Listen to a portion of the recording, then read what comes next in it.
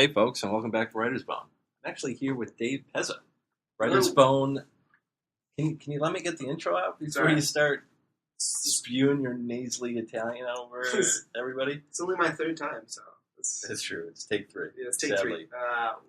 Dave is new to this. Let's put it that way.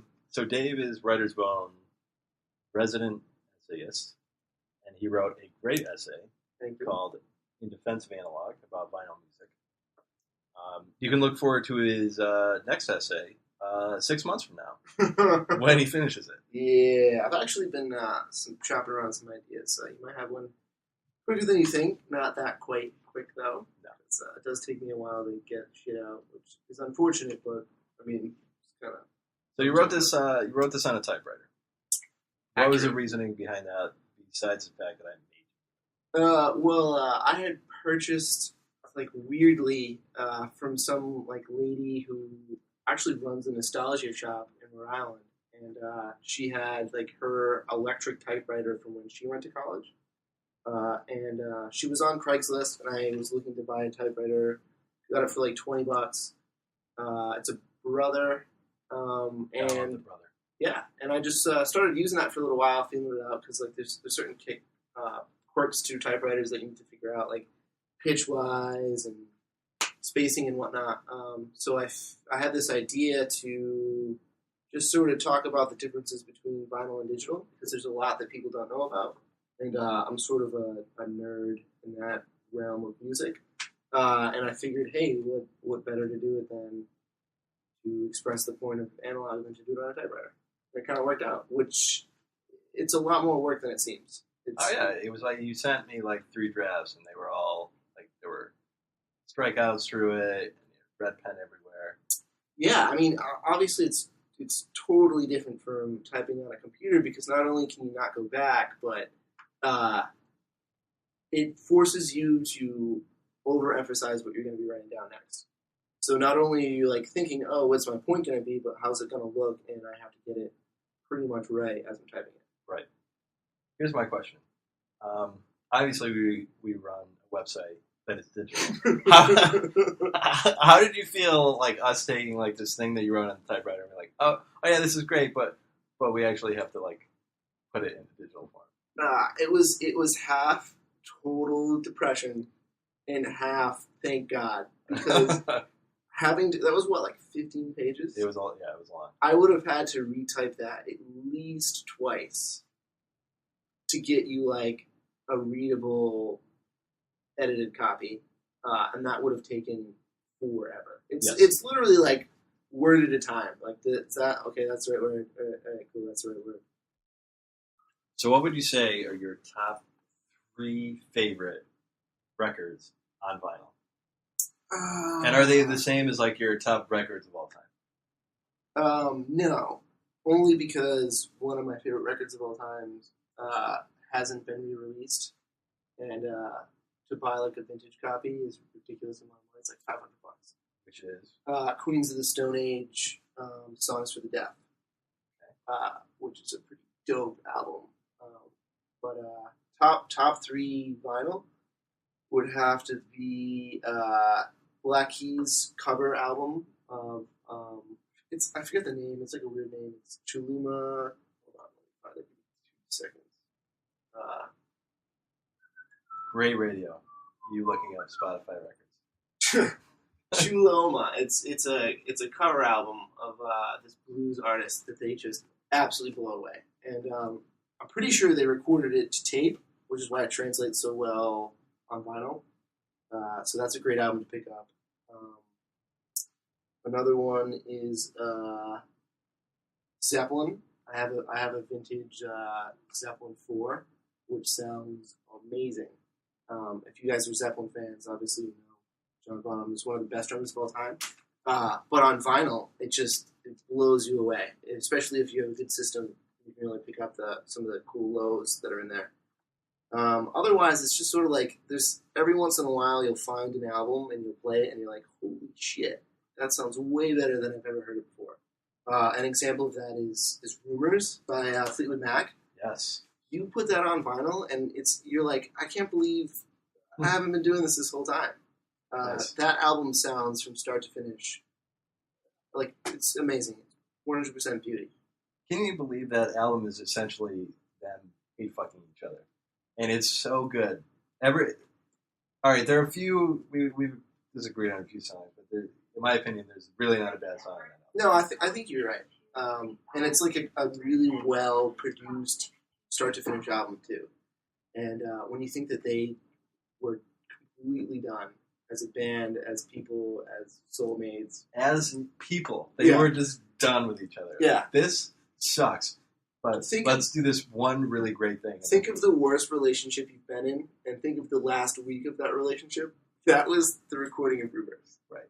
Every day. Only instead of like passive aggressively ignoring each other, they made one of the best records of all time. Yeah. All right. So what's your third? We have two. What's your third? It's kind of a toss up, but the Foo Fighters' third album, which the name is escaping me right now. Pretty much they overproduced the one that Everlong's on, which is their second one. And then Dave Grohl was like, screw this noise. We're just going to go to some house and sit on a couch and record music. And it sounds really... It won like a bunch of Grammys at the time. It's between that and Them Crooked Vultures, which is also another Dave Grohl band. It's Dave Grohl, Joshua Hom from Queens of the Stone Age, and John Paul Jones from Led Zeppelin. They formed a supergroup a couple years back and cut a record that's freaking sweet. So that would be tied for number 3. Nice. Yeah. All right. So let me leave vinyl for a second. We're going to come back to it. Cool. Your writing process. Yes. What's it like? And how drunk are you usually when you're writing? It's weird because I never really had a process, and as I've been writing more thanks to the site, it's gotten to the point where I'll either like pour honestly some bourbon and just sort of like sit and think about some stuff and just go with it. But it's really been starting with the typewriter to start stuff off. Like I'll do a page and a half on the typewriter, just because there's no distractions, and for me, when I sit down and I look at the typewriter and the blank page, I'm like, oh, wow, this is kind of cool. I should probably put something on there so it doesn't look like a total disaster. So I start with that, and then I love editing stuff by hand. I think you do. Yeah, it's great compared to like deleting old stuff because you can see what's there, and you get the nice little "screw you, Dave, that was horrible." I'm gonna cross that out, and then write something else. So that, or sometimes you just gotta like brew a pot of coffee and just get all jittery and get it out somehow. So you've kind of established yourself as this analog player in the digital world. Like on a daily basis, how frustrating or difficult is it to actually live in this world, but kind of be an older soul? It's weird. I mean, there's plenty of things that are just convenience-wise that is just so much better. Like, when you're on a train commuting to work, like, obviously an iPod is a lot better than having, like an 8-track or a tape player on you. So, like, there's plenty of things that I completely appreciate, and so, like, thank God that we have iPods because it's amazing technology. But things that piss me off, personally, is, like, just use the train again. Like, when you have everyone on the train is listening to something, typing on their phone, but also has an iPad open up, reading something. It's like what do you have any idea of what's happening around you? Like, someone could be being murdered right now, and you would have no idea. But I think it's also taking a toll on, like, our public sphere as a society, because it used to be, like, everyone had this personal relationship with the world, and then, like, a public relationship with the world. And the only way to get over that is to sit down, have a drink, or have dinner with somebody and talk, converse. Now it's like everyone has this pseudo kind of public-private interchange that's never really real. So you never really know if you're talking to the person or just that, like, kind facade that they put out, which used to be like, oh yeah, like, you know, I don't really know, but he seems like a nice guy because everyone's like that. And that's something I picked up on. I went on a road trip to Nashville. And in the South, they still do things a lot more old school than we do. Like, they still have smoking, non-smoking sections in restaurants. Yeah. But everyone in the South sort of has, like, this I called it at the time like a fake niceness. Like you can tell they're just like being overtly nice for the sake of being nice. It kind of pissed me off at the time, and that like I'm a northerner trying to like get in my face sort of thing. But now it's like it seems refreshing because it's just sort of like yeah, you're a human, I'm a human. Like this is how you should be treated up front. You don't know me, I don't know you. Let's just leave it at that for now. And I think that the digital revolution of the last 10 years has really screwed that up, and people don't know how to interact anymore because we don't know how to like on face value treat other people without getting into their life story. Interesting. I like that. You make a lot of good points there. Thank you. Think about this stuff instead of doing normal things. Like talking to women. Yeah. Sometimes I try. I go out there. Hi, how's it going? I'm gonna go back to my cave. Bye. All right. I'm gonna leave you with this question. Cool. What's coming up next for the Newspaper Men, and more importantly, Shirley, who you have following deeply? It's hard to tell right now who's more in love with Shirley, me, you, or Sean. For good reason. Yeah. She is a badass. She really is. Yeah, she's the best. Well, there's definitely going to be more Shirley, for sure. Good. I'm playing with the whole, like, Henry-Shirley relationship. I don't know if I want that to be too strong or too weak, because I think shacking Shirley up with a guy kind of defeats the purpose of her awesomeness. And I think that her play with some of the other male characters in the story is just could be gold if written well. So I have to decide if I want Henry to go by the wayside or if he's still going to be a main interest for Shirley. Because I think the cat's out of the bag. This story's about Shirley, pretty much. I like how she in the first chapter was like, yeah, she's like this spunky secretary, like in Mad Men, she's like the Peggy of the office. And then she's the Don Draper of the story now. Yeah. He's 100% Don Draper. Yeah. It took what's her name? Peggy in Mad Men a couple seasons to become like Don Draper-esque. Yeah. Shirley did it in like 900 words. Shirley poached the new guy at the office almost immediately. Yeah. And has then since taken over his job. Yeah. And he has fired a gun, broken someone out of prison. Yeah.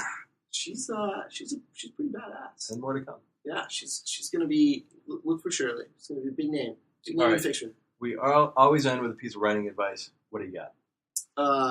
This is gonna sound trite and overused, but you just gotta like shut everything off.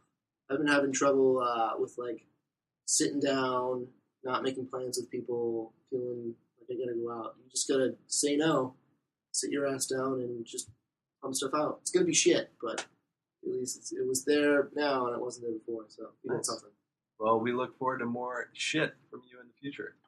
Same here. About 8 months from now, after you blow through 12 different deadlines.